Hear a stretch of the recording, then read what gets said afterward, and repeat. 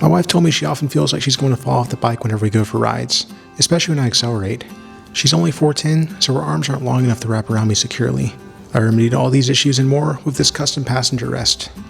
This was actually one of the most frustrating builds I've ever attempted. Today, I'm going to be showing you how I went about it. I started out by cutting a couple of lengths of angle iron.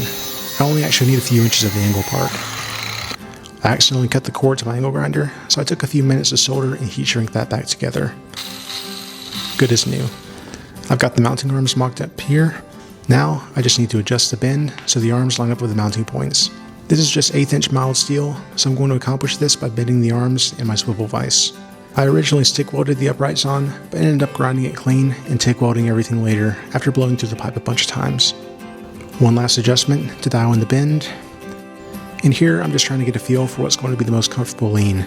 If I just welded them straight, it would result in a very unnatural posture. I was able to stick weld the mounting arms to the main plate without many issues.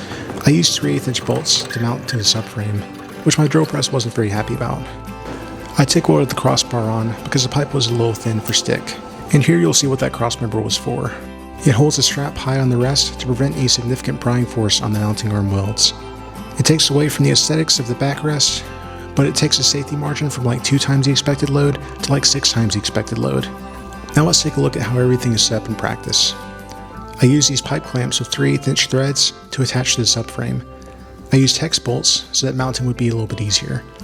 You can really see where the stripped back angle iron comes into play here. I looped the back strap around the main frame tubes of the bike under the front seat. The straps wrap around the crossmember like so, and then cinch tight. I took the strap off of a car roof kayak mount. This transfers the majority of the force directly to the frame under the front seat instead of relying on a butt weld on 1/8 inch steel.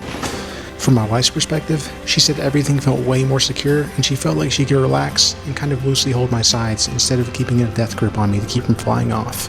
From my side, I had so much less pressure on my wrists and was able to maintain a much more comfortable posture with her leaning back. Her only real complaint is that she slides around on the seat a bit and tends to slide into me when I brake. Let me know in the comments if there's something that you think might help with that, and I might make a video on it later. Overall, I think this was a huge success and something I'll be keeping on the bike most of the time. This has been Shedworthy. Remember to like the video and follow for more tool tips and shop shenanigans.